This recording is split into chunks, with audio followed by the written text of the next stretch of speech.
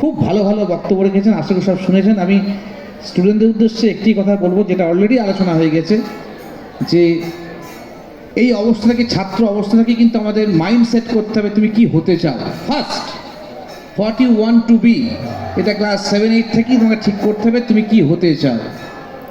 এই ঠিক যতই না করবে ততদিন তোমার কিন্তু পড়াশোনা স্টার্ট হবে না। আমরা অ্যাজ গার্জিয়ান, বাবা মা, মাস্টারমশাই দেখি অনেক সময় পর পর পর বলি, ছেলেকে কি বলি, পর পর পর পড়তে বস পড়তে বস, এবং দেখি যে আমার ছেলে বইটা নিয়ে বসে আছে কিনা, ব্যাস হ্যাঁ আমার ছেলে বই নিয়ে বসে আছে, আপনি স্যাটিসফাইড আমার ছেলে কিন্তু পড়ছে। আপনাকে দেখার সঙ্গে সঙ্গে বই নিয়ে বসছে, চলে যাওয়ার পর মোবাইলে ফেসবুক হোয়াটসঅ্যাপ করছে কিনা আমরা কিন্তু লক্ষ্য করিনি। যার ফলে ছেলে মেয়েদেরকে কিন্তু পর পর পর বললে হবে না, কেন পড়বে সেটা কিন্তু আগে জাগাতে হবে। ধরুন আপনার ছেলে ইচ্ছা পড়াশোনায় ভালো, কলেজে পড়াতে চায়, কলেজের অধ্যাপক হতে চায়, ওকে লক্ষ্য করতে হবে এক কলেজের প্রফেসর হবে, তোর এই সুবিধাগুলো আছে, এই জীবনে এই প্রতিষ্ঠা লাভ করবি, তোর এই হবে, এই করতে পারবি, তোর ওই সম্পর্কে ওকে জাগাতে হবে এবং লক্ষ্যটা ঠিক করাতে হবে, কিন্তু ছেলেকে নিয়ে। কখনো আপনি আপনার ছেলের লক্ষ্য ঠিক করে দেবেন না।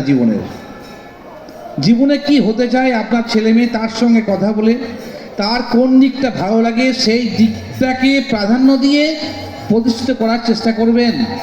আমি ডাক্তার হতে পারিনি, আমার ছেলেকে ডাক্তার হতেই হবে, এটা কিন্তু করতে যাবেন না। তার কি ভালোবাসে, ভালো লাগার ব্যাপারটাকে কিন্তু মাথায় রাখতে হবে। কারণ আমি এগুলো নিয়ে কিছু বলছি না, কারণ অনেক কথা বলার আছে, একদম পয়েন্ট ওয়াইজ কয়েকটা আমি বাক্য বলছি। এটা আমার মনের কথা না, এটা আমার নিজের জীবনে আমি জীবন দিয়ে দেখেছি।